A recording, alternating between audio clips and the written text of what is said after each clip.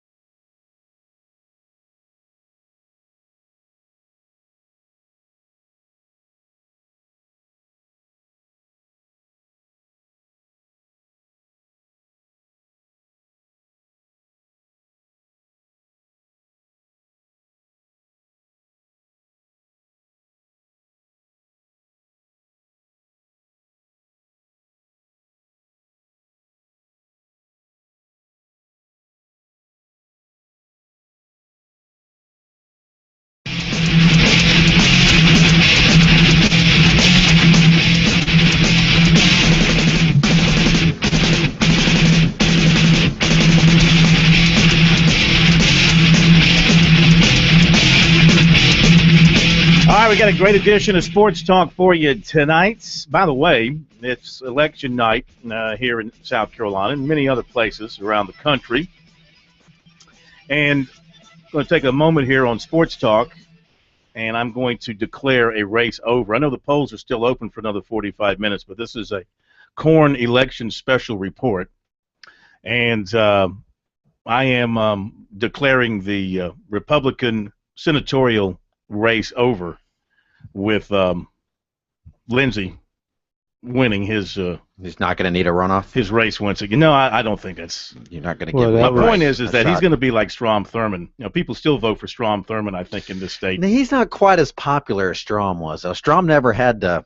Did he ever face a serious primary challenge in all the 1,000 years? That I he was in don't think office? so. I don't Yeah. think anybody ever scared him when it came to an election. But I think it's the same way for him. I mean, he's been in the seat long enough now, and I think he speaks the language of most South Carolinians, not on every political issue. You're not going to have everybody agree with everything you say or do, but I just think he's that well established to where you can go ahead and just count it over. Well, he's well established for two reasons.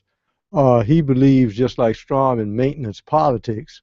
Also, he believes in if you go across the aisle to get something done, get it done.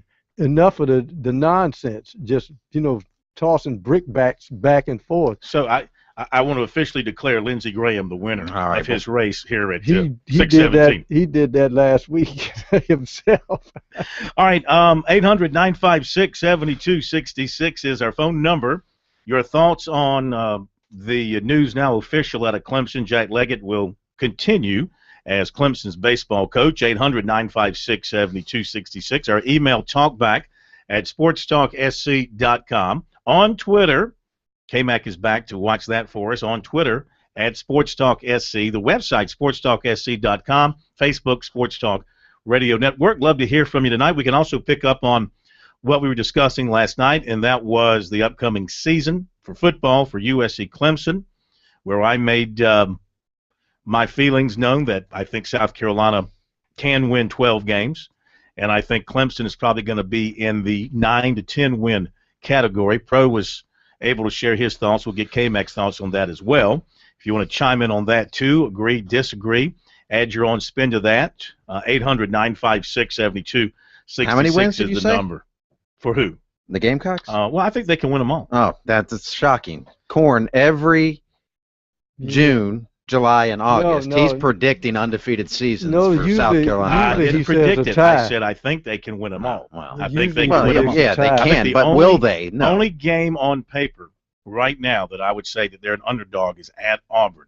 I think they're favorites over everybody else today. Yeah. Well, they were a favorite at Tennessee. Well, And- I didn't and say they that's- can't be upset. That's what happens. It can in happen, in the schedule. Yeah, I think. Well, so how many? What would you say right now? I said the Gamecocks can win 12. This is can win. can not win. will Well, win. certainly they can. Well, they you know could, what I they mean. could lose when 12 I say too. can win 12, that means you believe Right. that I they mean, what would I have a put the chance to be over under? better than all the teams they face. My June 10th over under for the Gamecocks. I think they're. I'd put it at 10.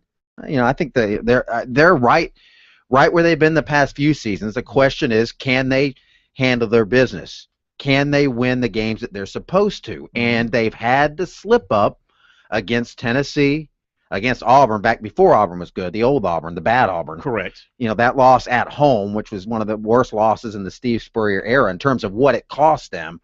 That's the question, because they have the talent, the pieces there, and there's questions like there always are, but can they make it through the landmines of an SEC slate? It's very difficult for talented teams. They've done a pretty good job, but you have a small margin for error. So I'd put it at 10. I think they're going to be right around that number. Is that good enough to get to Atlanta Pro? 10 wins? Probably, but I will tell you this. The interesting thing is you bring up an interesting point, because I think the strength of a championship team is not when they look good. It's when they're laying an egg and still beat you. If you can recall, Alabama could do that with impunity for a couple of years. They laid an egg in Columbia and didn't survive it because the Gamecocks beat them. Auburn did not play their best game at home and still somehow stole the Alabama game with that return to the That's a miracle. Yeah. So that's one of those It was a things miracle. that happens. It was a freak. It was a But freak win. It counts. Don't get me wrong. But here's the problem. There is one SEC school for whatever reason. I guess in every conference you can say this, that comes up and bites you when you don't think it's going to happen. Nobody thought Missouri was going to do what they did last year. Mm-hmm. And then suddenly they came out of the woodwork. Or Auburn, for that matter. Or Auburn, yeah. Two teams coming out of the woodwork that you didn't think about, and before you blink, they've stolen one from you. So it'd be interesting to see who comes out. Or Florida the year before that, when they made it to the Sugar Bowl. There's always that team in the SEC that nobody's talking about. And in the East, it's Tennessee. You just wait for a team like Tennessee to wake up out of the doldrums, like Auburn. They went to sleep for a couple years. Turn. Florida wakes back up. Well, they have to solve their quarterback problems, and I don't know that Tennessee has solved their quarterback problem. Florida may have solved their quarterback problem with a healthy Jeff Driscoll, with a new coordinator, a new offensive coordinator might just do the magic for them. But until they prove it, it's still wait and see. All right, real quick, Clemson. Then you've got South Carolina. You're over under 10. What do you have for the Tigers?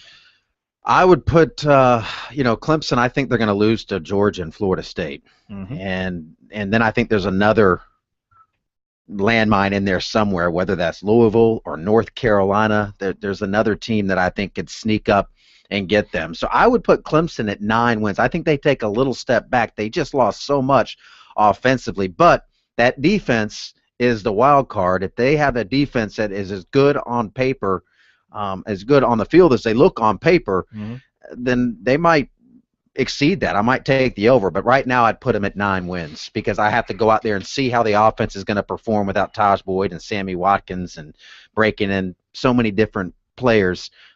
But if the defense can carry them, maybe they'll make some noise. All right, to the Dan Radakovich statement on Jack Leggett that the Clemson AD put out late this afternoon. Here it is, word for word. Over the past week, I had several productive conversations with Coach Leggett as we completed a season-ending evaluation of the program. Prior to the meeting, I sought input from a variety of sources, both within our program and from the outside. The evaluation showed reasons for optimism moving forward, and we look forward to the 2015 season under the leadership of Coach Leggett. One of the factors for a positive outlook for the program is the culture that Coach Leggett has created for his players. While every program not achieving its desired results has questions, I firmly believe, following the research done, the culture in the baseball program is solid. This past season's results were not to Clemson standards, and Coach and I are working together to improve many areas of the program, some of which will be visible, others behind the scenes, making adjustments within the baseball program, including the university's participation in the academic common market and investing in facility upgrades will serve us well into the future. We have talented and committed student athletes in our program. We must do whatever is necessary to create opportunities for on-field success for these young men. Our fans care deeply about Clemson baseball and show their support every game. I have heard from many supporters during the past season, and we will continue to strive to provide a first-class experience and championship-caliber baseball program worthy of their enthusiasm. The expectation to compete for championships on an annual basis, host NCAA regionals, and advance deep in the postseason is not changing. We will make some improvements, refocus on the goals ahead, and set our sights on an outstanding 2015 season. And that was Dan Radakovich. Jack Leggett's part of the release. I truly appreciate the support and passion of our baseball community. We all want to win at the highest level, especially the coaches and the players in the program. We did not have the kind of year that I'd hoped for, and it is my responsibility to lead us back to the standards we have set for Clemson baseball. Clemson is a truly special place, working together with our passionate fans, all pulling in the same direction. I have no doubt we can return quickly to the success we have become accustomed to at Clemson. I'm excited about the future and look forward to working with Dan on improvements and adjustments to get us back to the level we all expect. That's Jack Leggett, and that's the release from Clemson, and we'll be back.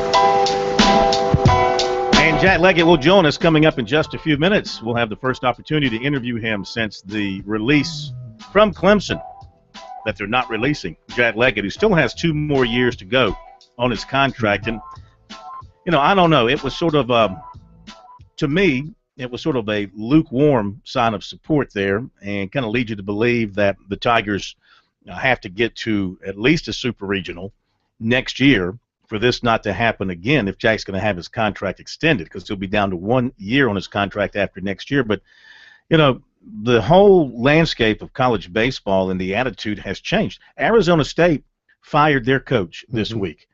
He'd been there 5 years.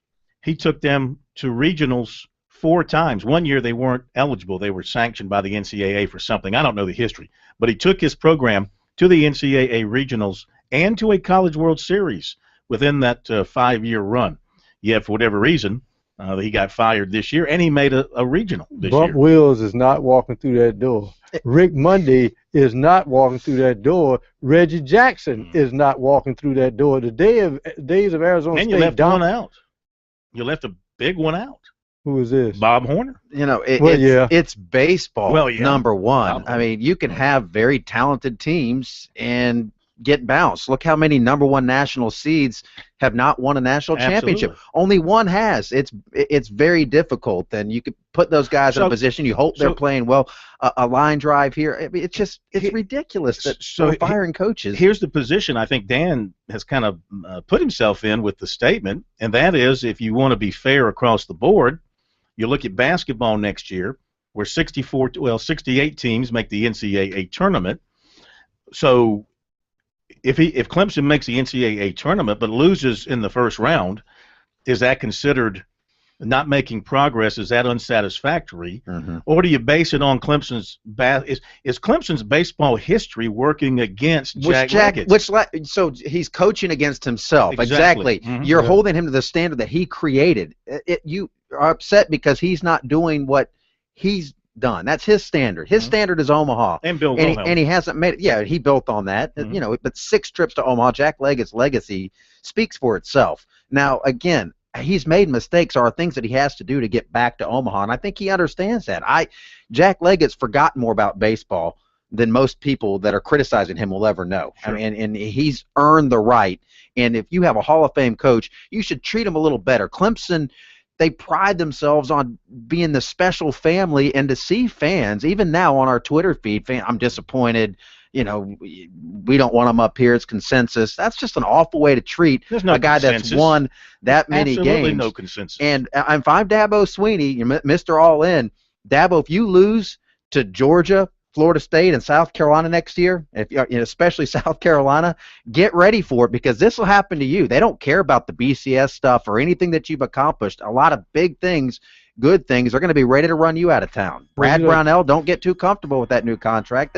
Is this the way they're going to do things up there? People are not patient anymore. He's had a level of consistency while we've watched the likes of NC State go down, Wake Forest go down, Georgia Tech go down. But Clemson, Dean Smith wouldn't survive in today's atmosphere. Absolutely. Especially with the social media and the fans on your back instantly. No way.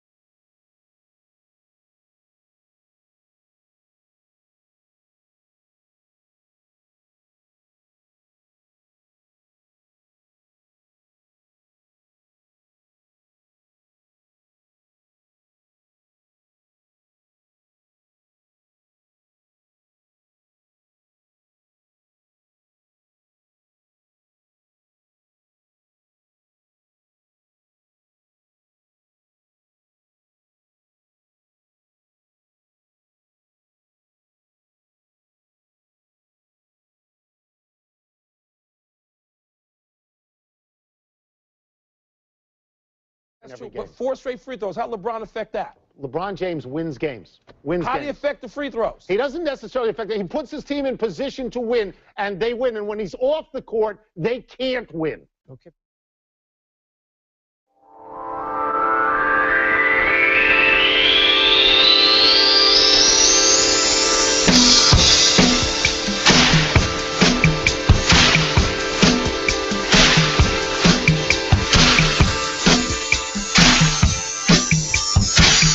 Hey, we're back. Sports Talk, South Carolina Radio Network.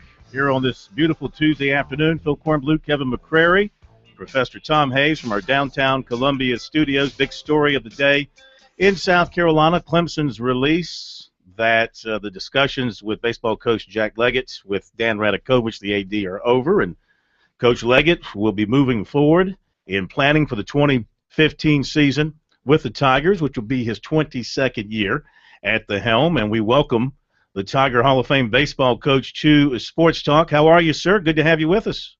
Thank you, Phil. It's good to be with you. Well, I know it's been maybe a long week, 10 days for you since the baseball season ended. Just your thoughts on the announcement made today by Dan Radakovich and what came out of your face-to-face discussions with him. Well, at the end of every year, you know, it's always a long week or two just to try to get your feet underneath you, and you know, it's always disappointing if you don't win the last game of the year, and so that hasn't changed. That's been the same, you know, for a while, and you know, we had some really good discussions, evaluated, you know, the program and the year and where the program's headed and where it's been and the accomplishments of this program and the tradition that we have, and I think we've been on the same page from the very beginning that, you know, we want to work together, and you know, our players are excited about coming back for next year, and they're excited about what we've got to try to do to get ourselves where we want to be. And yes, it was a little bit disappointing at the end. It always is, but you know, I think we all still have this feeling that our Clemson baseball program is solid, and it does a great service, I think, for our players, and I think they would tell you that. They're very loyal. They're very committed to what Clemson's all about. We work extremely hard at it, and you know, we have an appreciation for what we've created here, and so we've got some things to live up to, and that's why we came here in the first place, is to try to meet our high expectations that we've created, and we're going to continue to keep on working hard to make that happen. You know, typically the end-of-season meeting between you and the athletic director is a pretty quiet thing. It's not anything that raises much eyebrows, but this was a very public situation with various reports and leaks and statements from the AD as soon as your team lost out in the regional, and then the statement today. How did you feel about the process itself that has taken place since the end of the season? Well, you know, to me, you know, the end of the season is tough, and everybody's emotional, and you know, we are as coaches, our players are. Everybody moves off into a different spot, and they head off to summer ball, and you know, it's always an emotional time, and so sometimes I think everybody speaks maybe a little bit early, and you know, myself included, and you know, we're very competitive. We want things to be in the right place for Clemson baseball all of the time. It's very, very competitive. There's a world full of parity out there, as you can see. If anybody, you know, who really knows college baseball is watching and seeing what's going on, it's been a crazy year in terms of the national seeds and hosts and all those things not making it through, and it's just a very competitive and even playing field nowadays. And so, you know, I think everybody probably needs to take a step back and let the season decompress for a little bit, and then realize that we have a lot of good things going on. So, you know, obviously I prefer to be more of a positive environment the last week or so, because it's very important for our players. It's very important for our program. It's very important for the athletic department and the university as a general.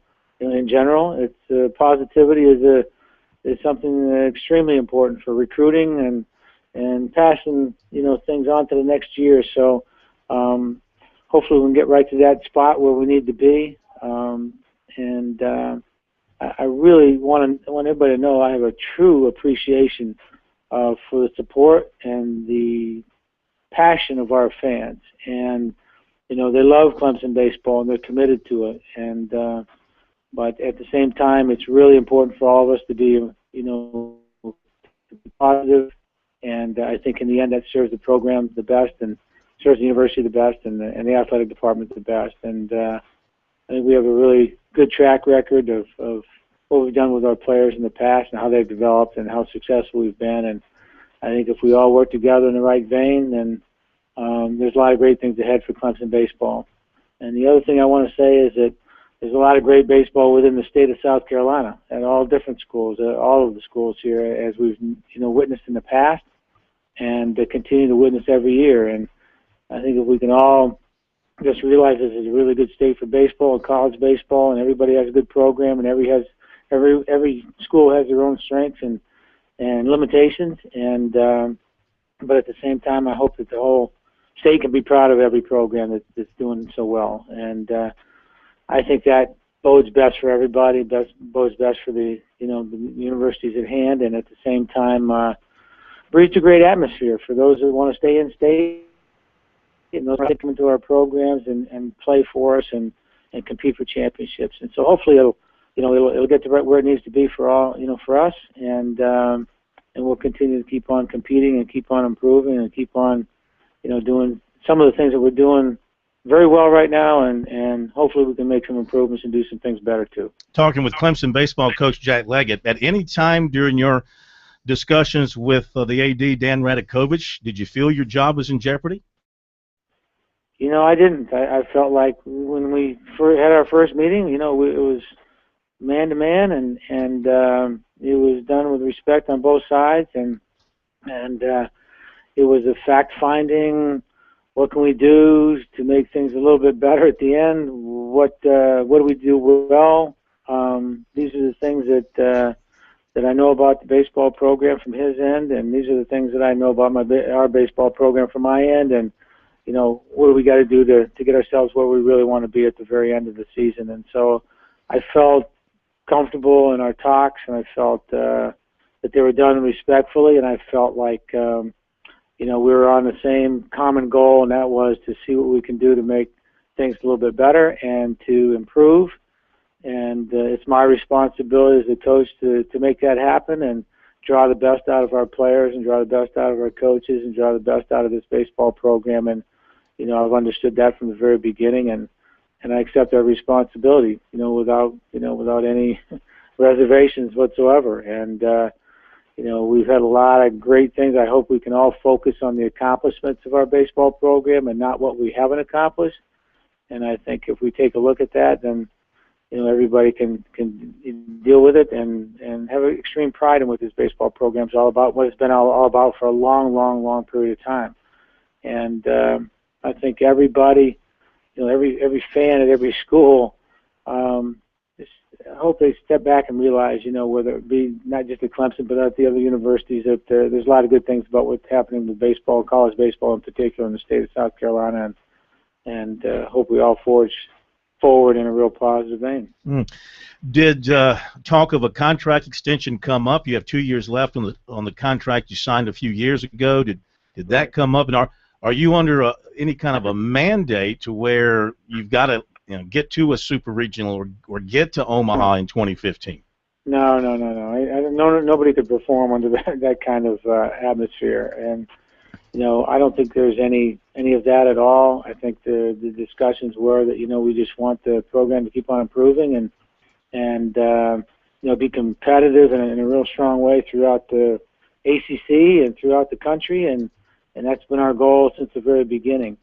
So there's no mandates. I don't feel that way, and our players shouldn't feel that way. And as far as the contracts are concerned, I think that's something we'll discuss down the road. It wasn't really a big deal in this discussion. It was more about what we got to do to get our program where we need to be and continue to do the things that we do well and continue those things, and to try to improve upon the things that maybe we're not quite where we need to be on. And so I think the discussions were more programmatical in that respect and contractual down the road. I don't feel threatened. I don't feel I feel safe as we are right now, and our recruits and our players I think feel the same way. So I think that's the most important thing was just try to have these discussions that we normally have at the end of the season anyway. It just kind of got to a point where it became a little bit more public than maybe what it needed to be. All right, Jack, let me jump in for a moment and going to hold you over. We'll come right back with Jack Leggett in just a second.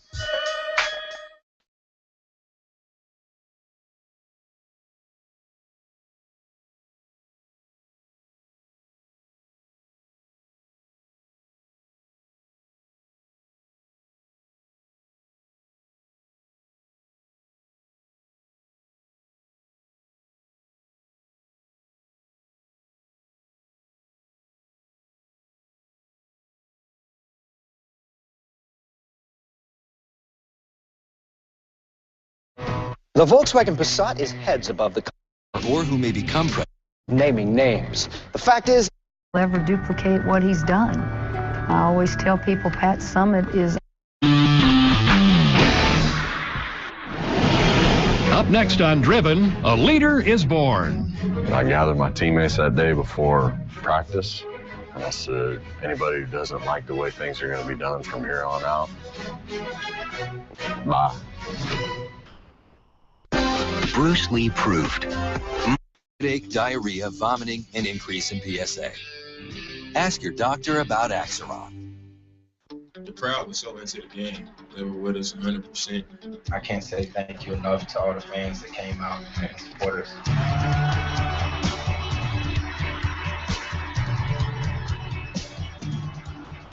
We want to thank you guys for the support and the loyalty throughout the whole season. Make it happen. The top of that triangle, but the integrity part, the character part, the competitive greatness of not just teaching your young men how to compete, but compete at a greatness level, that's not always easily attainable, and I hope that's something that we're always trying to strive for here. When we return, a word wouldn't be seldom said.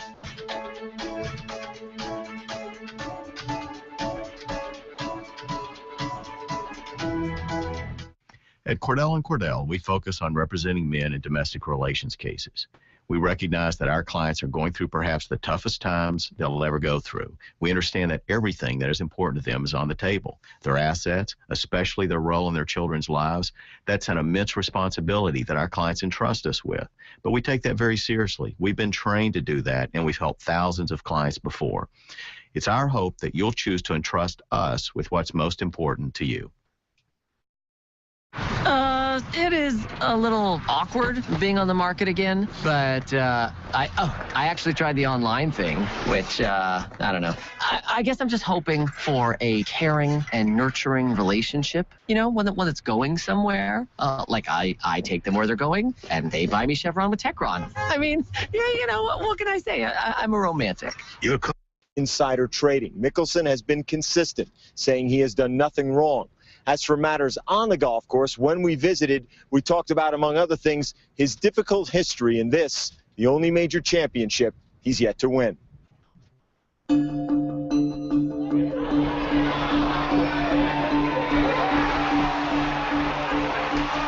Stewart is the 1999 U.S. Open champion.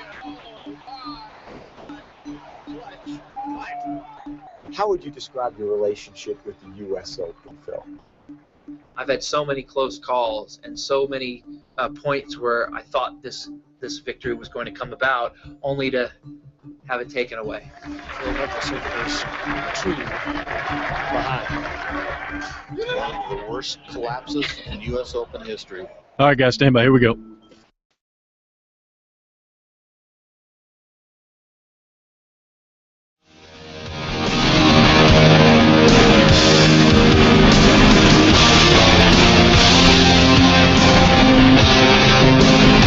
A couple more minutes with Clemson baseball coach Jack Leggett as we kind of finally put the wraps on the season with the news today that everything's moving forward with coach and the Tigers for 2015. One more question about discussions and things looking forward. Will you be making any changes to your coaching staff?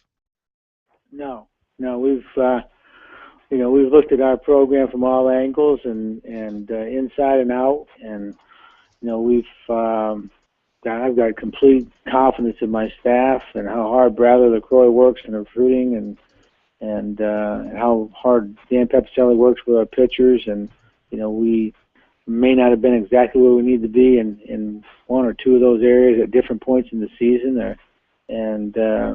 But I know that they're extremely competent in what they do, extremely dedicated, extremely loyal to what Clemson baseball is all about.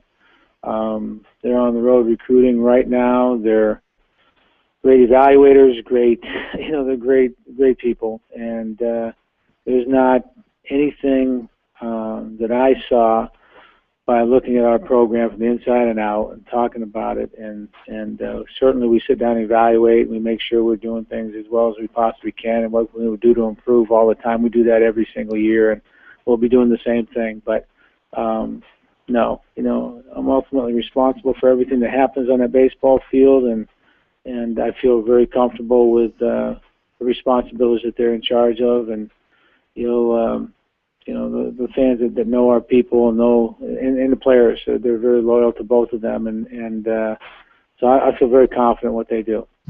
Jack, part of Radakovich's statement included improving areas of the program. He said some will be visible, others will be behind the scenes. Can you shed any light on what some of those changes may be? I think that's really basically between Dan and I. We've had some really good discussions. We've talked about the program inside and out. He asked a lot of questions. I gave him a lot of answers, and we've been back and forth. And there's subtle things that I think we can do better. And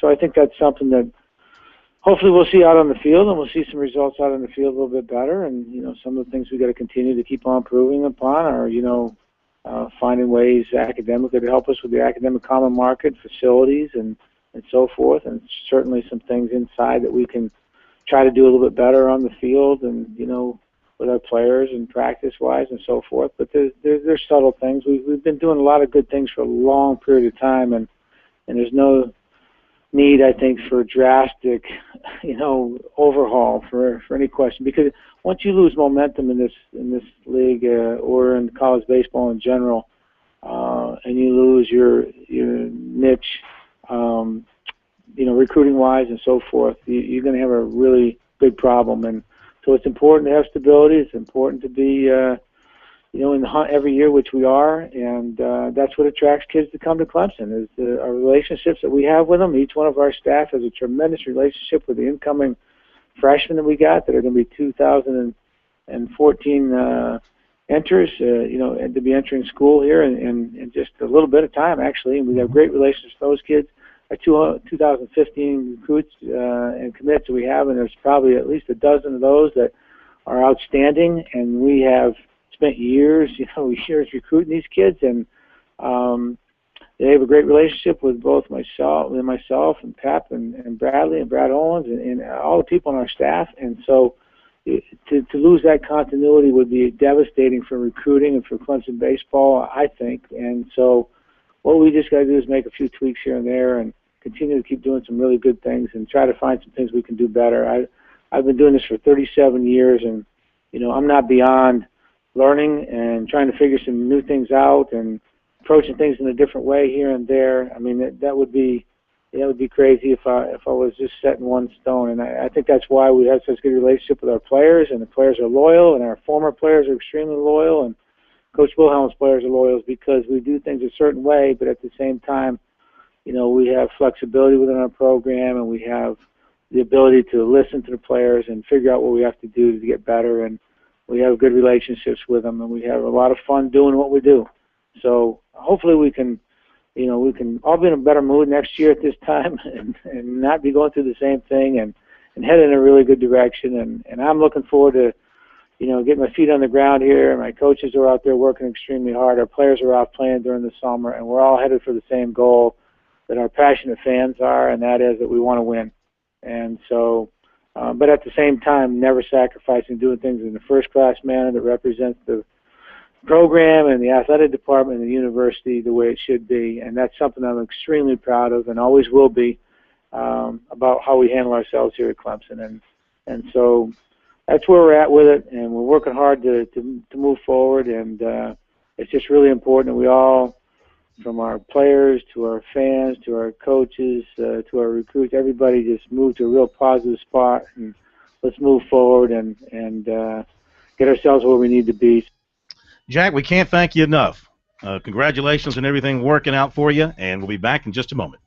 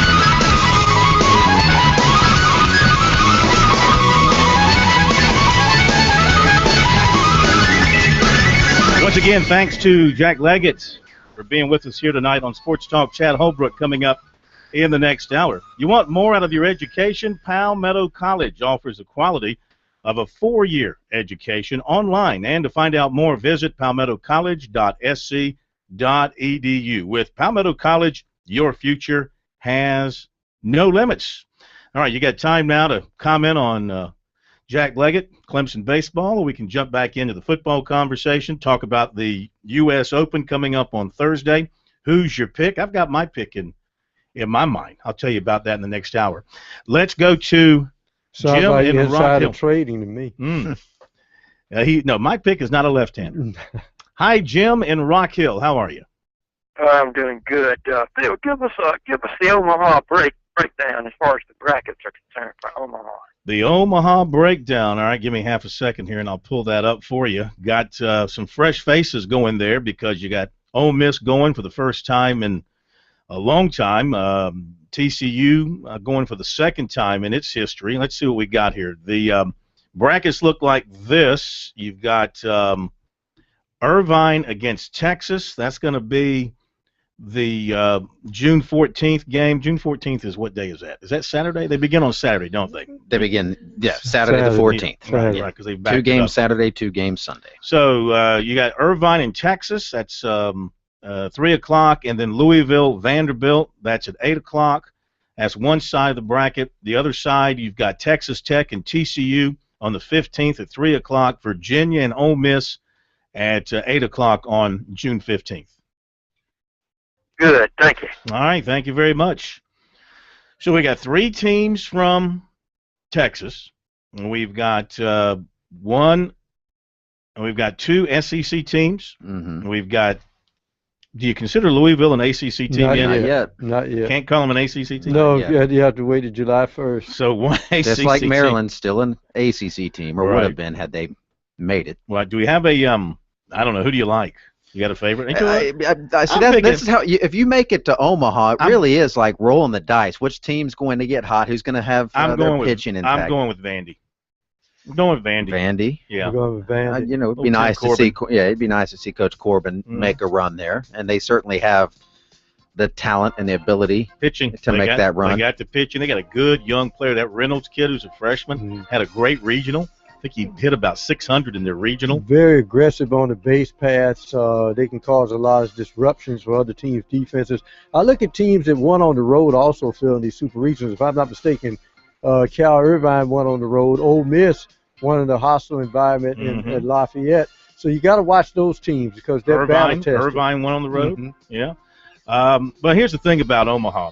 You don't hit many home runs. No. You got to play defense. You got to pitch. And who does that the best? I think Louisville, statistically, they're great defensively, and their pitching's outstanding.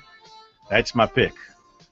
I'm going to go with – I said Vanderbilt, didn't I? Did I say Louisville? You said Louisville. You said Vanderbilt. No, I'm sorry. Louisville. I meant Vanderbilt. This guy. Great breakdown. Going with Vanderbilt. Said it first time. Mean it. Love it.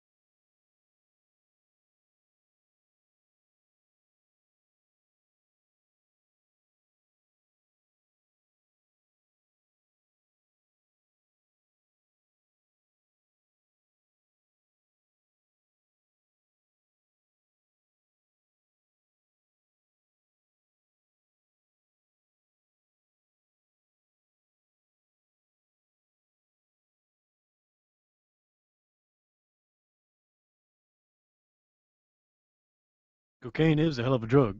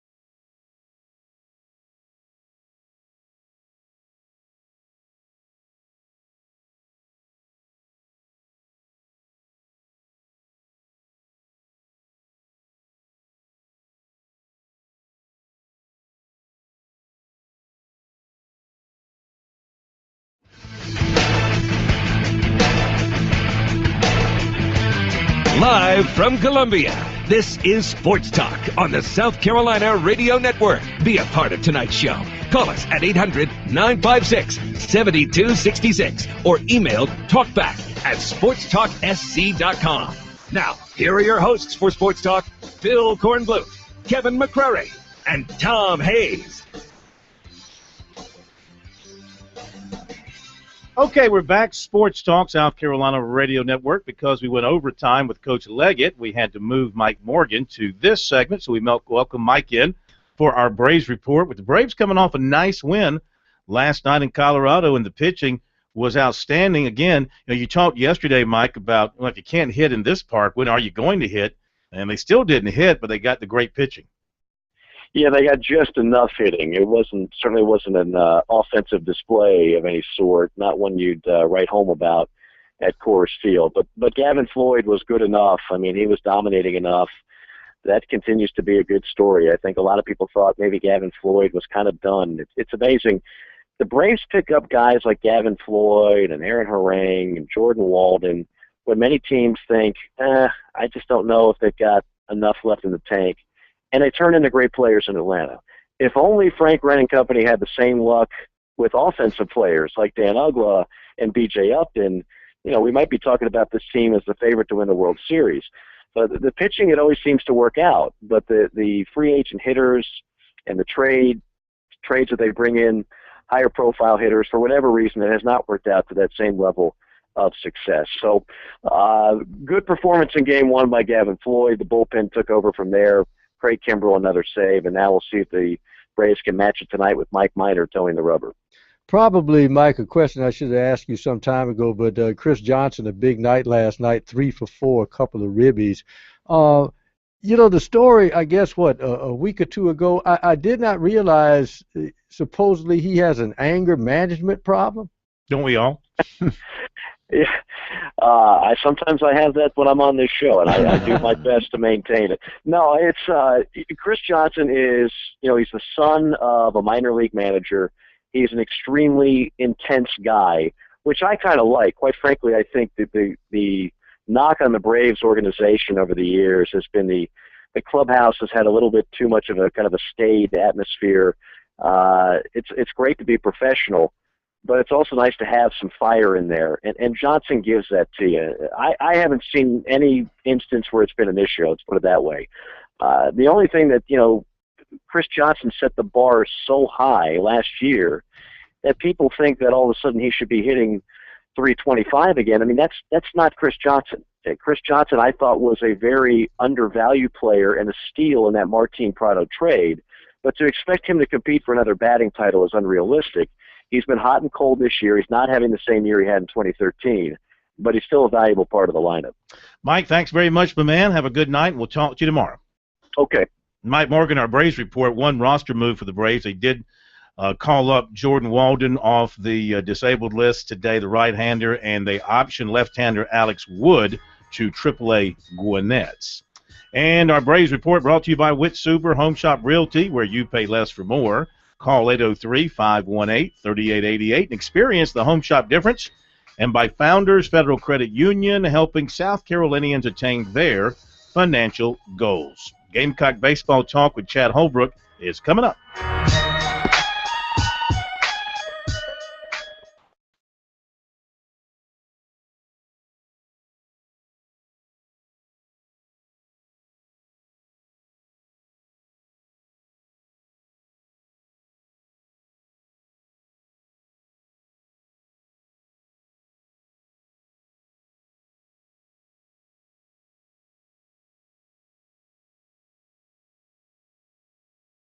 $8.45 is not too bad.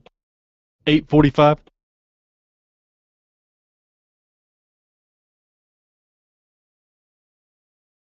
That was you.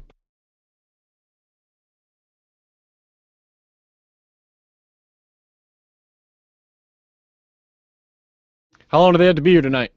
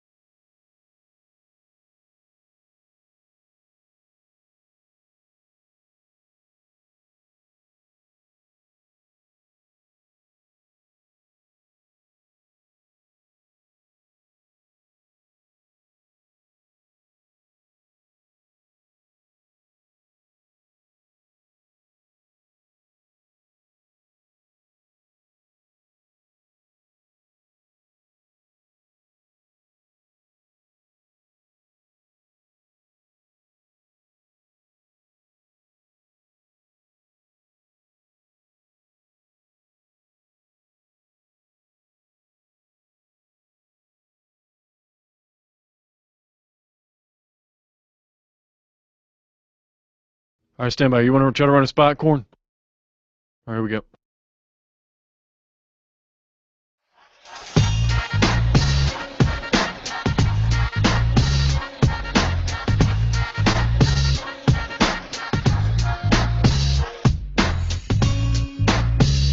NBA Finals continues tonight, 9 o'clock tip-off, Game 3. San Antonio and the Heat tied at 1 as they move to Miami. Want more out of your education? Palmetto College offers the quality of a 4-year education online. Find out more, visit palmettocollege.sc.edu. With Palmetto College, your future has no limits. All right, we heard from Jack Leggett, and now USC coach Chad Holbrook had a chance today to meet with the media to wrap up the season. And after talking about getting over the end of the season and saying goodbye to a bunch of players, he talked about the situation with drafted first baseman Kyle Martin. Kyle Martin is obviously a big piece of the puzzle right now for next year, and Kyle's sorting through a number of things that we're continuing to support him on. He has an opportunity to go into professional baseball, and if he chooses to do that, he has our utmost support. And we're just trying to help him sort through some things, and I don't think he's quite ready to make a decision at this time. But we want what's best for Kyle, and if Kyle wants to come back, we're going to welcome him with open arms. And if he chooses to go into pro ball, we're going to give him a big old hug and wish him the best. But he's a really, really neat kid, and he's torn because he loves it here and wants to play here and doesn't really want to give up his senior year, but just trying to weigh if the opportunities are too good to pass up. So the good news on our high school class is we feel great about the class that will be coming in August, and we obviously dodged some bullets in regards to that class regarding professional baseball in the draft. That class is intact. Those that we felt like we could lose, we are going to keep, and they're going to start their careers Gamecocks in August, and we're excited about that group.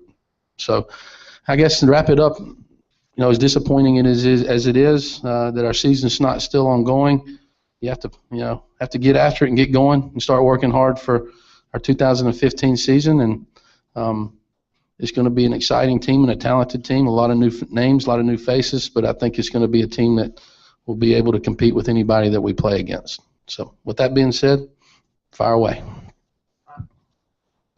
Coach, you had a little bit of time to kind of assess the season. Any sort of lessons or things that you can maybe take from last year carrying into 15? Well, yeah, I mean, there's lessons every day. And baseball teaches you every day. I hope that I learned a lot as a coach, and I hope our players learned a lot as well. We had some ups and we had some downs. Had some great wins. Series win against Vanderbilt at Vanderbilt at the end of the season was, one of the highlights of the season. Obviously, Ole Miss being in the College World Series, winning that series. We had some really, really great regular season accomplishments. The series against Clemson is something that we'll remember for a long time around here. But yet at the same time, we want to play our best baseball in the postseason, and we didn't quite do that. And that's something that's going to stick with me for a while. And I got to look at myself and try to make sure that in our preparations as we go forward toward the postseasons in future years that I implement things that work, and whatever I did this year obviously didn't work. So I need to go back to the drawing board in regards to that. But, I had a group of guys that battled a lot of adversity. We weren't always at full strength for probably about 85% of the year, it seems, and we found a way to continue to win some games. For that, I'm proud. But the taste that's going to be in my mouth is until we play our first game next year is, we lost a regional at home, and I hope that'll be a sense of great motivation for our guys that are returning. And it's certainly a lot of a big motivator for me and our coaching staff to try to put our, one, try to put ourselves in that position again, but two, if we get to play at home, let's not lose. Let's try to advance. And learned a lot. You learn a lot in baseball every single day, and I hope I'll be a better coach next year because of the experience that I've had this year. Chad, what are Max's plans this summer? And is there any kind of procedure or surgery that has to be involved? Yeah, here's the update on Max, and we're obviously very excited. He saw a back specialist last week, and out of the state, and he got a really good report. No surgery would be needed. He needs rest, and he will take this summer off, stay off his feet, do a lot of physical therapy and rehab. And the doctor's very optimistic that he'll be 100% ready to go this fall. When do you expect to have an answer from Kyle on his future? And as a 20th round pick, do you believe he should go with the pro or come back to school? Well, that's a decision for Kyle. As far as it doesn't do any good for me to give my opinion. I'm gonna support Kyle, whatever he decides. Sometimes it's the right decision to go, sometimes it's not. And Kyle, each situation is different. And Kyle is a great student, a mechanical engineering major. He's worked his rear end off in the classroom. He's getting close to graduation. Those things are important to him. And he's trying to sort through, well, do I put that on hold? Or do I push that back a couple years and start my pro career? Or do I come back, try to put myself in the same boat next year to be drafted, be a captain on the team, be a senior leader, get closer to my degree? Those are things that he's trying to sort out. Sometimes it's time to go. No matter if you're in the 18th round or the 32nd round. He's different. He's making the best decision for Kyle Martin, and he's leaning on us, which is neat. He's leaning on our coaches. He's leaning on Coach Tanner, and he's taking in all of the facts and information to make the best decision for Kyle, and we're supporting him through the deal. So. I wish him best, whatever. I came short of getting on my hands and knees today and begging him to come back, but I came darn near close when he was in my office this morning. But at the same point in time, I got to think about the youngster, and Kyle's a great kid and done great things for our program, and I want him to do what Kyle Martin wants to do. You're 0 for 2 trying to get the Gamecocks to Omaha as head coach, and some of the fans are grumbling. Jack Leggett's fighting for his job at Clemson. He's been to the tournament 20 out of 21 years. Arizona State fired their coach. He got into the tournament every year they were eligible. Are baseball coaches in a different position in that making the NCAA tournament is not enough to satisfy administrators and fans? Is it viewed as an easy thing to do compared to making, say, the NCAA basketball tournament? Well, that's a good question. The best thing that makes me feel good about myself is I work for a baseball coach, and he knows how hard it is. And I think he was 0 for his first 15 or 16 as a head coach trying to get a team to Omaha. So it's very, very difficult.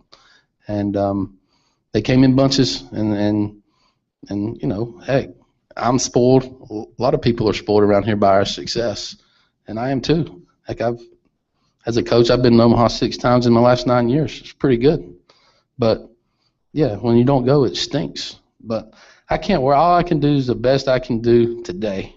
And the best job that I can possibly do. All I can do is my best. And there's going to be years that we don't make it to the College World Series. That's just the nature of college baseball. As you can tell, there's a lot of parity.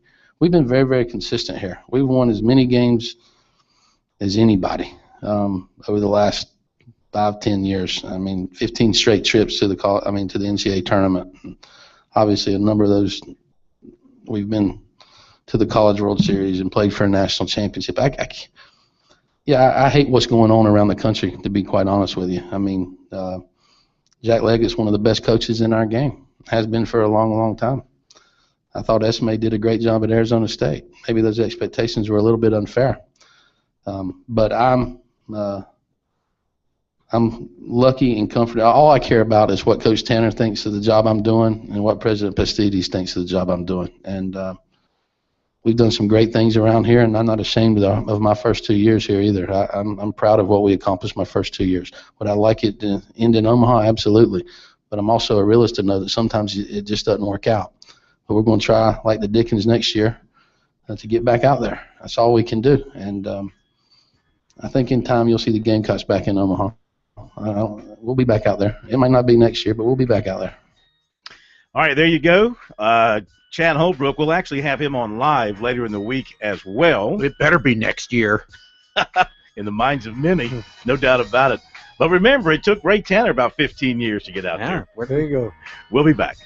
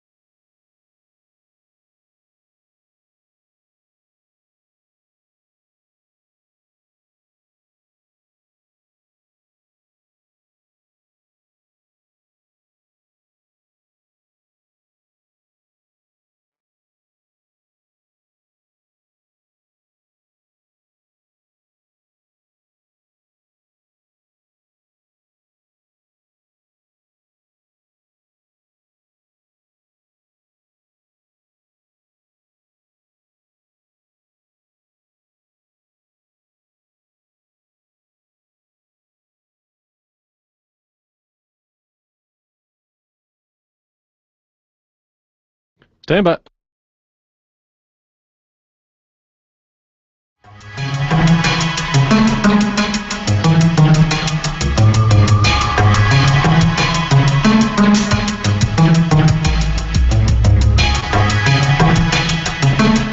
We'll take more of your phone calls coming up. 800-956-7266 is our phone number. Couple of notes here. Victor Hampton does have an NFL team that will give him a shot.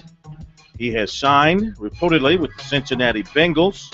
Of course, he was undrafted, and it took a while for him to find a place to go to get a shot at the NFL. So he worked out with the Giants on Monday, and he's going to get a shot now with Cincinnati. Also, former USC cornerback Ahmad Christian, who left USC supposedly to move back closer to home for family reasons and perhaps to pursue baseball, instead is going to the University of Utah to continue his football career. He tweeted that out last night, and so he's going to go there. He would have been perhaps a starting cornerback at USC had he stuck with the Gamecocks, but for whatever reason, maybe some things going on.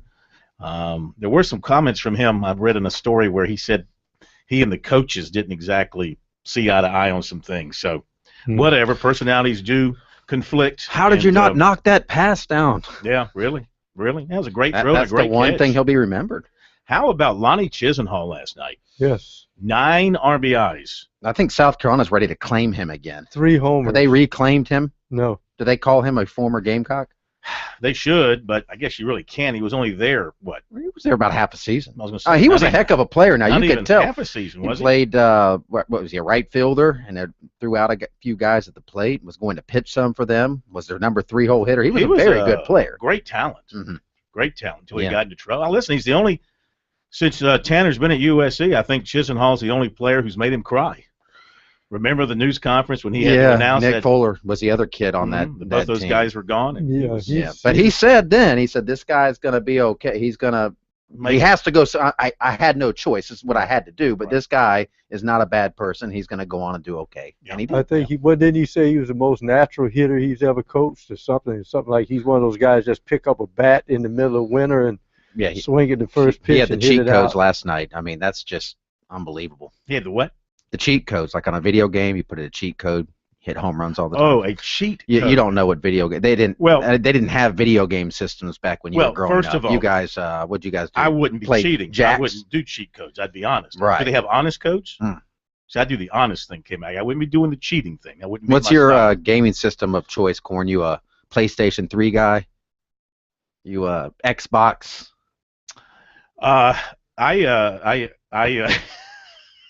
You ever played Frogger, Corn? I played foosball. You ever played I tell you foosball? what, Yes. I tell you what my game That's system my game of is. choice, foosball. My game system is called Scrabble. Scrabble. Yeah. Good game. Good Chess. game. How about chess? You ever play a game of chess? Yeah, I enjoy chess. Anytime you want to take me on in chess now. I am a chess master. Really? Yes. Wow. Is that why Bobby Fischer's hiding from you? Queen to pawn 2 or something like that. Sounds like you're a real ace. Yeah.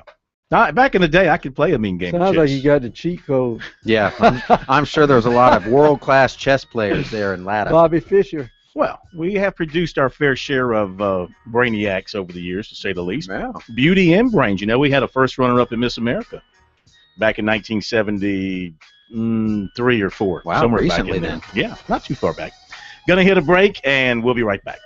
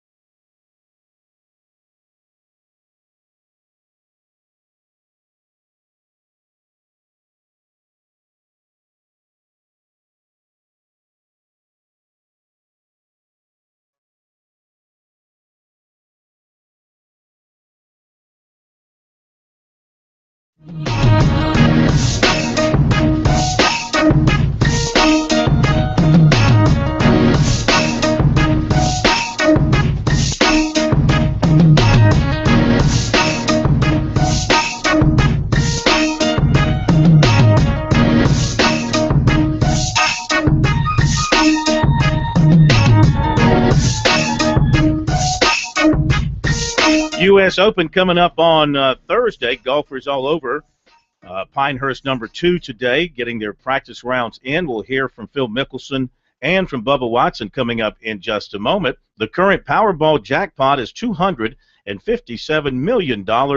Be sure to purchase Power Play for an extra $1 for a chance to increase your winnings from South Carolina Education Lottery. All right. Today at Pinehurst, golfers all over the place now getting ready for the Open, which begins on Thursday. Should be a lot of fun. As far as some of the top first-day pairings to look for, Webb Simpson, Rory McIlroy, Graham McDowell going off at 7:40. Kevin Kisner from Aiken goes off at 6:56. First tee times were at 6:45. It's awfully early to be swinging a golf club in anger. Phil Mickelson, Justin Rose, and Matthew Fitzpatrick at 7:51. That's the traditional pairing of the U.S. Open champion, the British Open champion, and the U.S. Amateur champion. And they go off at 7:51. 6:45, did you say? 6:45 in the morning is, that's the earliest. It'd be interesting. I don't know if that would be easier because, usually in the South this time of year, winds are usually calm if there's not a storm, and the greens have to be slow because you got that humidity on the ground. I don't know. That might be an interesting starting point.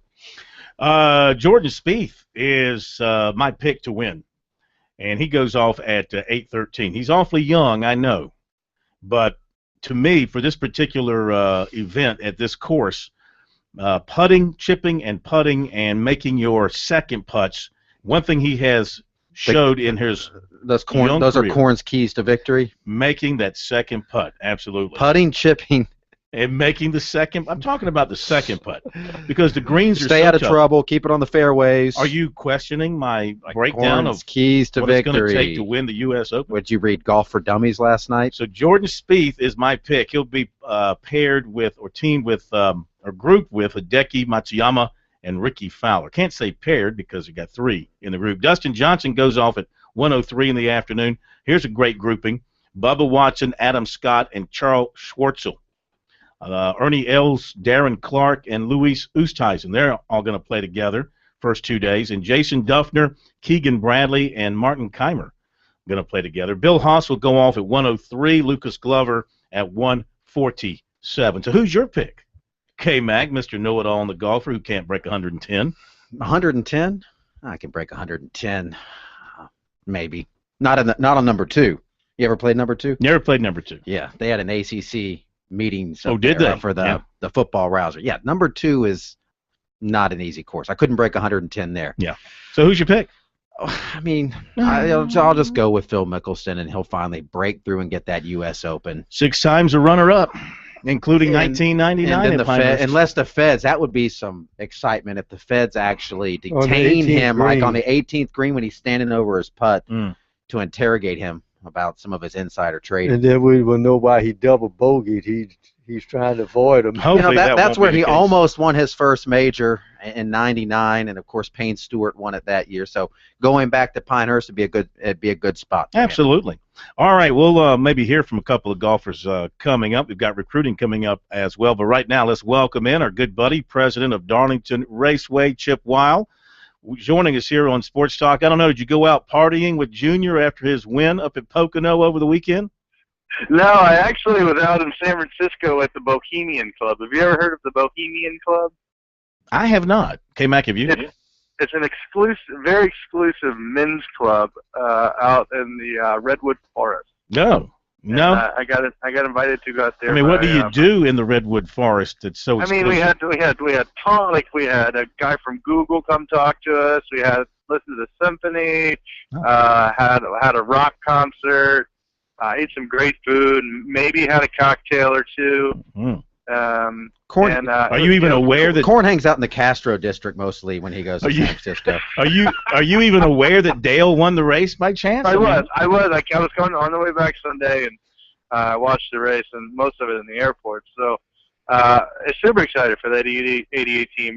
Now they're certainly locked into the chase. Everybody's been saying, well, they're most likely, and they're definitely in now. And I feel like Steve Letarte and Dale Jr. are really hitting their strides here early in the summer, and that's good. They've been fast every week.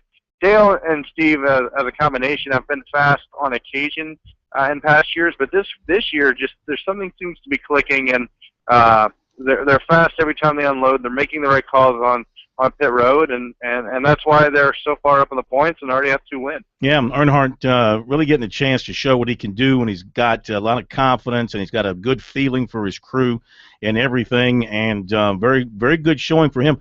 You feel bad for Brett Keselowski because he had the issue with the wrapper on the grill, making the engine overheat, and he thought if he hadn't fooled around with that wrapper and just sort of kept the pedal to the metal, he might have been the one to win that race. Yeah, I think the challenge though is you got to look at the bigger picture, right? That his temperatures were so high, there's no way he would have made it to the end of the race. The motor would have blown up. So you just mitigate your losses and you finish second. Because if your motor blows up, you finish 38. So you do think it would have expired, huh? Oh yeah, absolutely. I mean, those motors, they can run hot for 3 or 4 laps. But anything beyond that, you're going to have a failure, just because they run those engines so lean, and they need all that water being pushed through, and they can run at about 280 degrees, but anything higher than that, you're going to burn up a cylinder. So, he had to do it. He didn't have a choice, and I think that 2 team is back to championship caliber. Those guys have in the last 3 or 4 weeks really shown some strength, and I think they're back to their championship caliber form that they were in 2012. And I truly believe they're going to be one of the 4 teams when we come to Homestead. They're going to be racing for that championship. What about Kyle Larson? He leads a lap for the first time in his brief NASCAR career as a rookie, finishes 5th, shows a lot of muscle in that Target Chevrolet. That kid is unbelievable. I had the privilege of working with him in his first stock car race. I ran a truck at Kentucky for the team I worked for a couple years ago, and I knew right away. I mean, he got into the car. He drove all night to come from a sprint car race to get there, got in the car, and was fast, never sitting behind the wheel of a stock car. The kid just has what it takes to be successful in any form of racing, but certainly in stock cars. And I truly believe he's going to be the next Kyle Busch superstar kind of driver. He just has that edge. He knows what he's looking for. He can adapt to the changes that the crew chief makes during the race, which is good. That's what you need. You need to be able to adapt to the changes in the changing track conditions. And Pocono's a tough track, and for him to finish 5th in his first outing says a lot about him and that Target Chevy. All right, real quick, going to Michigan this weekend. Always one of my favorite races at Michigan because that's such a fast track. I tell you, man, the speeds this weekend are going to be outrageous. I talked to Steve Letarte a couple of weeks ago about their test there, and he said, Chip, this place is as fast as I've ever seen it, and it is known as one of the fastest racetracks on the circuit. So I think you're going to see a lot of 3 and 4 wide racing. I think you see a ton of speed, and you never know at Michigan who's going to come on top. I think the 2 car is going to get to victory lane this weekend. They've just been too fast for too long. And being Roger Penske's home track, it's always a good thing to get the captain a win in Michigan. You, while you're in the redwoods of San Francisco there, you didn't meet with the Dalai Lama, did you? No, but there were some very, very interesting people. I met Jim Belushi, and just it was a very unique experience, something I'll never forget. It was truly an honor to be up there. Yeah, you don't find trees like that around Darlington. Listen. Oh my gosh, I mean, you can't even describe it to anybody on the East Coast because there's nothing to compare it to. Yeah. I mean, these trees are just they're enormous, and what a great weekend that I had. And but I'm glad to be back. It's always glad to come back to Darlington, and we got a fun summer planned here. So we thank you, and we'll talk to you next week. Appreciate it very much. Hey, if we didn't have trees like that, they could never have filmed the Twilight movies, because that took place amongst all those big trees there in the Northwest. Yeah.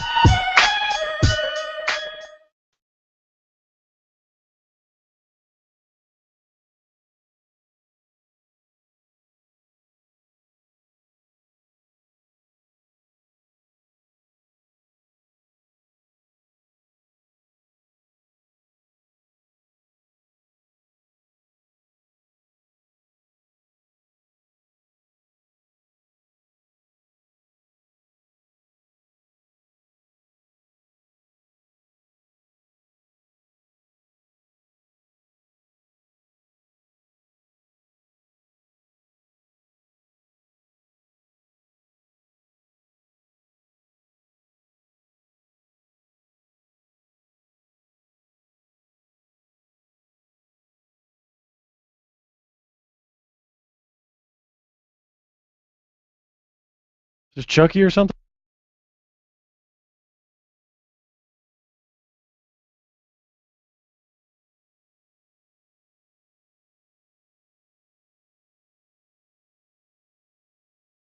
Story of the day in South Carolina, Clemson's release that the discussions with baseball coach Jack Leggett with Dan Radakovich, the AD, are over, and Coach Leggett will be moving forward in planning for the 2015 season with the Tigers, which will be his 22nd year at the helm. And we welcome the Tiger Hall of Fame baseball coach to Sports Talk. How are you, sir? Good to have you with us. Thank you, Phil. It's good to be with you. Well, I know it's been maybe a long week, 10 days for you since the baseball season ended. Just your thoughts on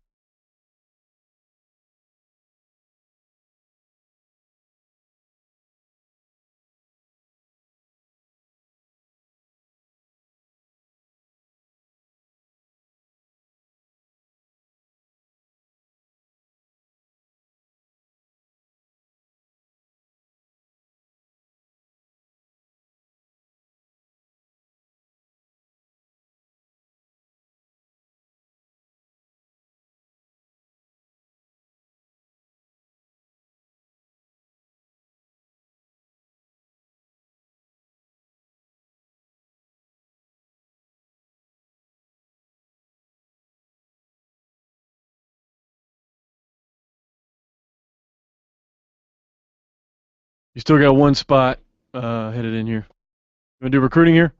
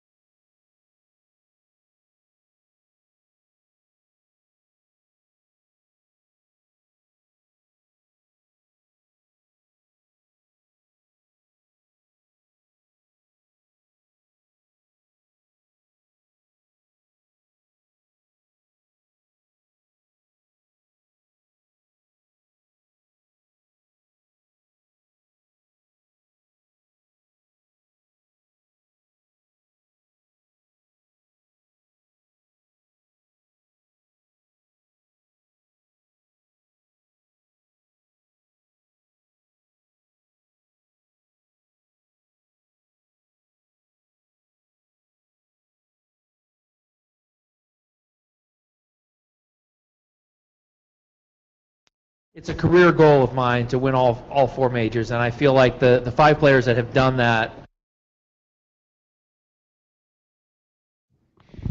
You ever heard about the other SEC, not Southeastern Conference, Phil, there?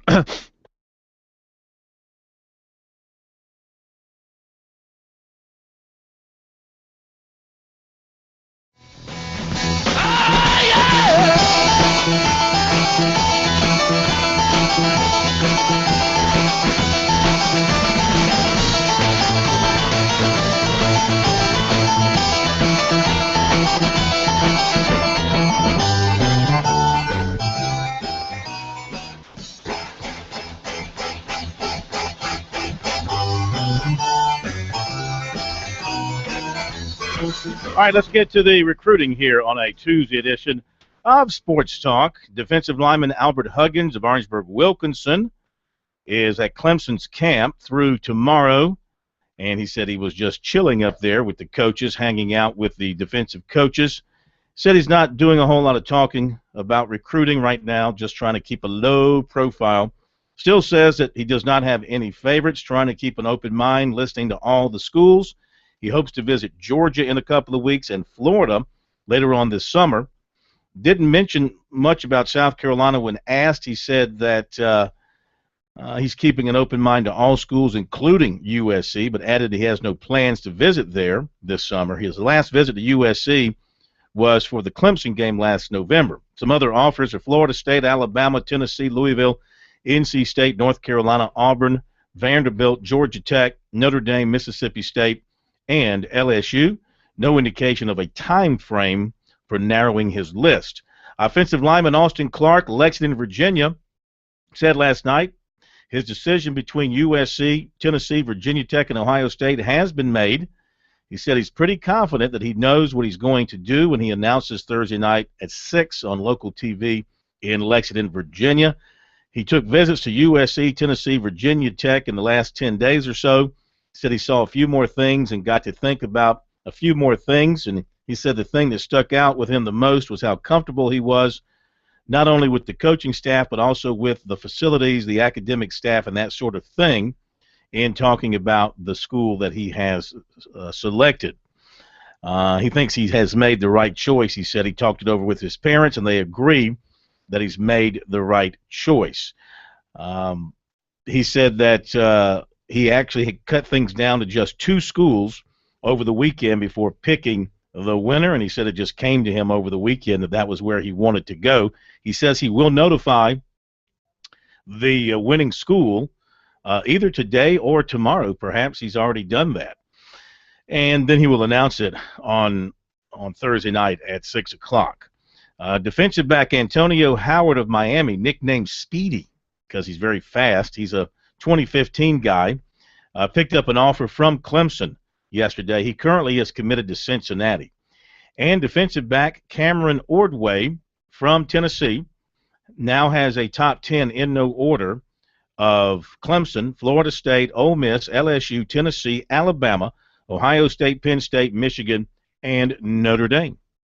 And there you go with recruiting. Don't forget, you can check it out regularly on our website, sportstalksc.com.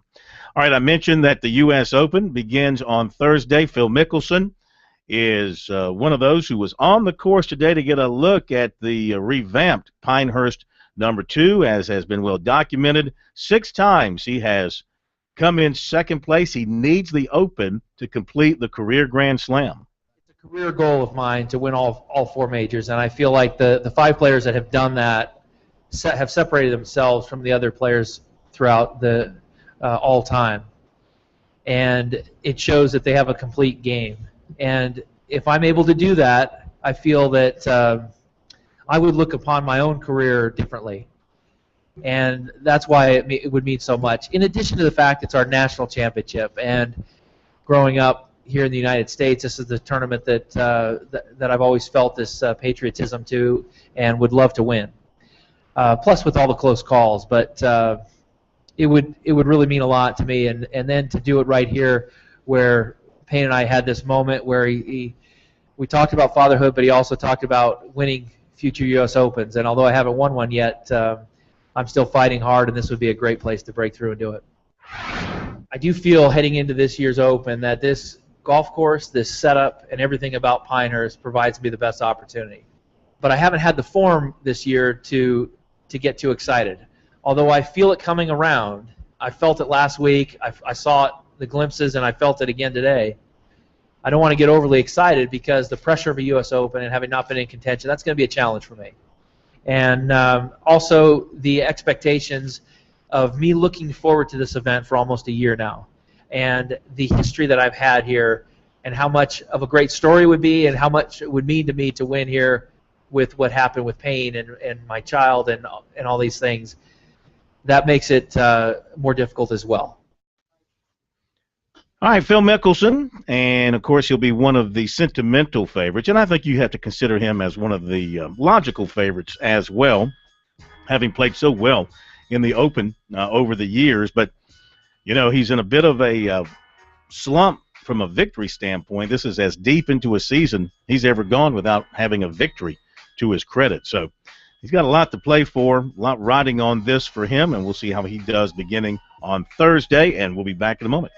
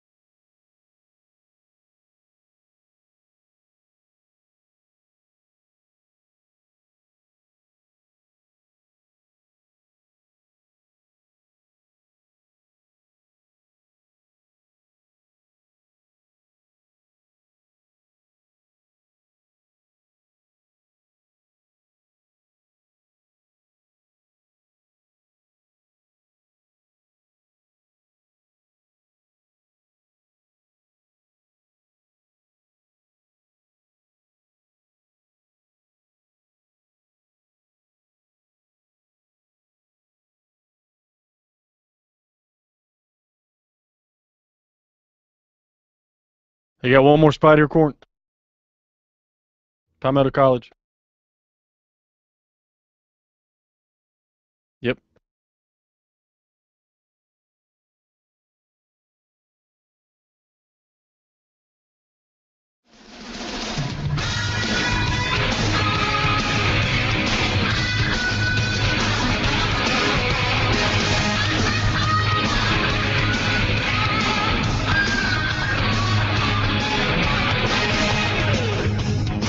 All right, K-Mac has left us to go assist with the election night coverage for our news network. You can catch our coverage on our affiliates around the state as the polls have been closed now for about an hour. If you're just joining us at about 6:15, I called the race for Lindsey Graham. I projected Lindsey Graham as a winner in the Republican senatorial U.S. Senate primary. GOP primary. Yeah. I know I'm going out on a limb there just a little bit, but falling back on my years of election coverage experience and deep, well-thought-out knowledge of South Carolina politics. You're channeling your inner Strom Thurmond. Yes, exactly. So anyway, election coverage coming up here statewide on South Carolina Radio Network. You want more out of your education? Palmetto College offers the quality of a 4-year education online. To find out more, visit palmettocollege.sc.edu. With Palmetto College, your future has no limits. All right. Will the Spurs bounce back tonight? You know, the Heat did the other night what they always do, and that is they never lose back-to-back playoff games. You beat them one time, you think you might have them beaten down. They find a way to win because LeBron hits some crazy shots, and he hits some unbelievable. That's why he's the greatest player in the world. He hit some unbelievable shots. I don't know why they're not double-teaming him more. I mean, I would make him give the ball up. I would take my chances now with somebody else. Well, this year, the added to their attack is Chris Bosh has become a polished three-point shooter. Now, he was the number one option in Toronto and would shoot that three anytime he wanted to, but he was playing in Toronto. Mm-hmm. But, you know, being that he's channeled himself back to the number 3 guy, he wasn't doing that the first 2 years. But now they know they can pull Tim Duncan out of that middle or Tiago Splitter, and that just opens it up for LeBron that, you know, just down Broadway for his drives, he and Dwayne Wade, and that's been difficult for them. But let's face it, this team reminds me a lot of the Bulls. Remember when Jordan played, they'd always drop the first game. And then everybody say, oh, you know, yeah, maybe a change in the guard. And every time they just catch you napping and then steal one on the road, and then everything is even again. And now they have the home court advantage. Have you got your favorite for the World Cup, which I think begins tomorrow? No, I haven't. Yeah. I think I'll go with who's good in soccer? This ought to be educated. Argentina. Brazil. How about Argentina? Yeah, Aren't they the home team? No, where's this thing? Oh, this thing's where? Is this thing in Argentina? It's in Argentina, isn't it? It's in Brazil. Oh. And Brazil always has. Brazil, they scout as college recruiters look for football players. That's how they look for soccer players in Brazil. They pull them as early as 8 years old to get them ready to play soccer. I'm going with the team that has the most players who are identified by one name. That's probably Brazil. Mm-hmm. Yeah. That's my pick. Have a great night. We'll see you tomorrow.